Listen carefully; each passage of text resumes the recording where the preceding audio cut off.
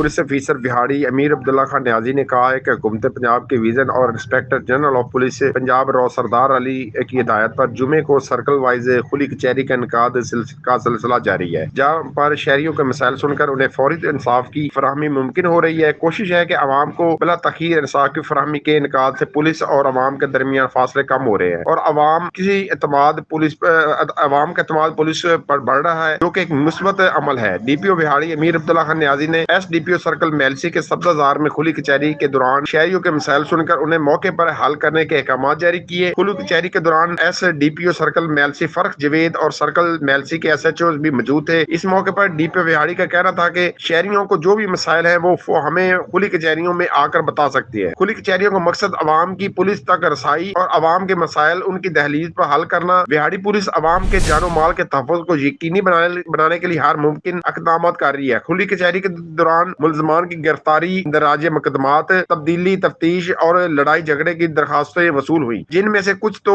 फौरी तौर पर हल कर दी गई, जबकि कुछ के हल के लिए अहकाम जारी किए गए। आखिर में मेलसी के शहरियों ने ताजर के अंधे कत्ल को ट्रेस करके मुलजम को गिरफ्तारी पर डीपीओ बिहाड़ी अमीर अब्दुल्ला खान न्याजी एसडीपीओ मेलसी फर्क जवेद को फूलों का हार पहनाए और खराज तहसीन पेश किया।